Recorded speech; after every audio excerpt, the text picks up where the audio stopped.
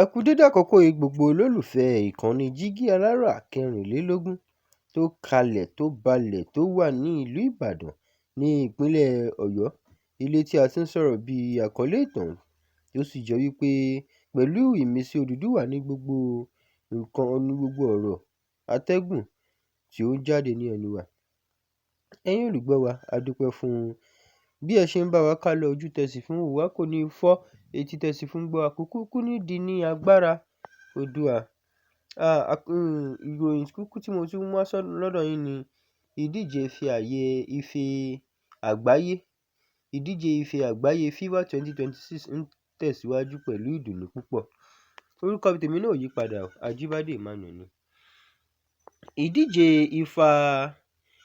Ìdíje ife àgbáyé FIFA 2026 ń bá lọ pẹ̀lú ìdùnnú púpọ̀ bí àwọn orílẹ̀-èdè ṣe ń fi gbogbo agbára wọn sí láti rí dájú pé wọ́n dé ìpínlẹ̀ tó kàn, ìyẹn ìpínlẹ̀ ìyọkúrò tí àwọn olóyìnbó ń pè ní knockout stage.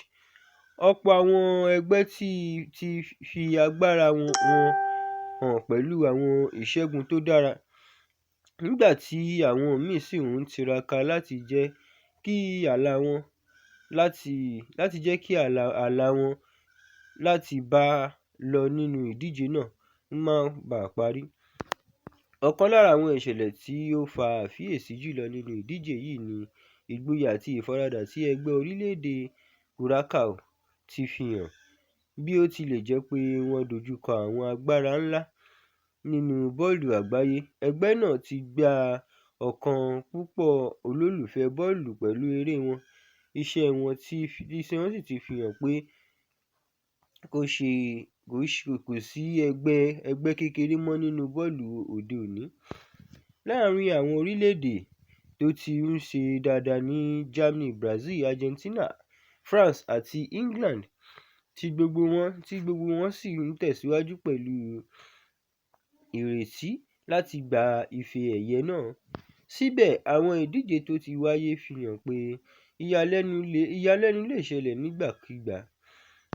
Ní báyìí, àfiyèsí gbogbo ayé ti dojúkọ àwọn eré tó máa ń wáyé lónìí nínú Group G àti Group H. Ọ̀kan lára àwọn èrè tí ọ̀pọ̀ ènìyàn ń retí ní ìpàdé láàrin Spain àti Saudi Arabia. Spain, tí wọ́n mọ̀ fún bí wọ́n ṣe ń ṣàkóso eré bọ́ọ̀lù ìmọ̀ ẹ̀rọ gíga, yóò fẹ́ gba àmì ẹ̀yẹ 3 kí wọ́n lè túbọ̀ súnmọ́ ìpele tó kàn. Ní ọwọ́ kejì, Saudi Arabia yóò fẹ́ ṣe ìyàlẹ́nu míì lórí pápá eré àgbáyé bí wọ́n ṣe ń rí lórí tẹ́lì.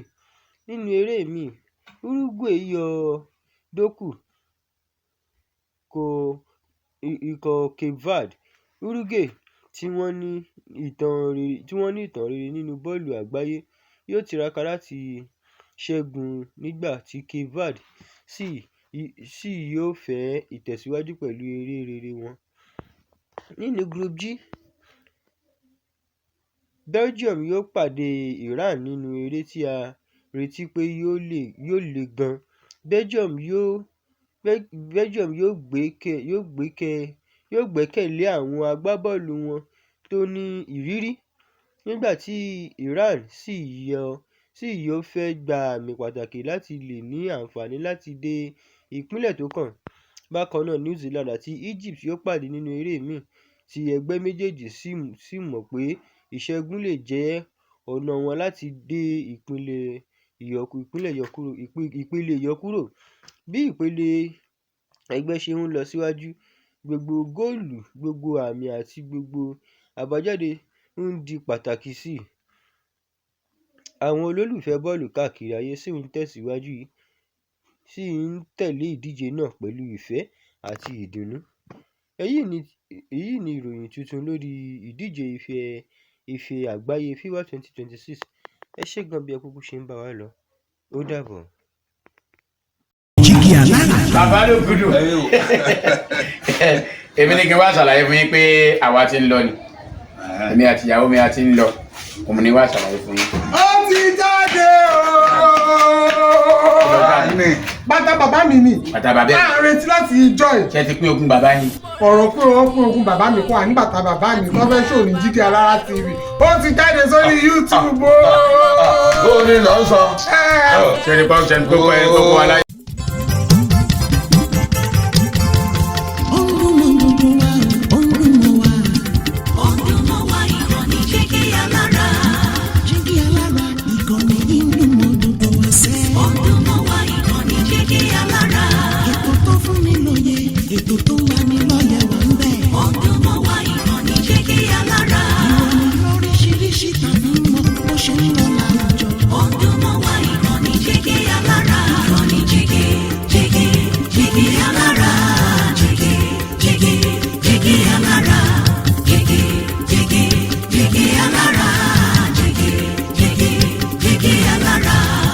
Ìkànnì Jígí Alára 24 bàbá gbogbo.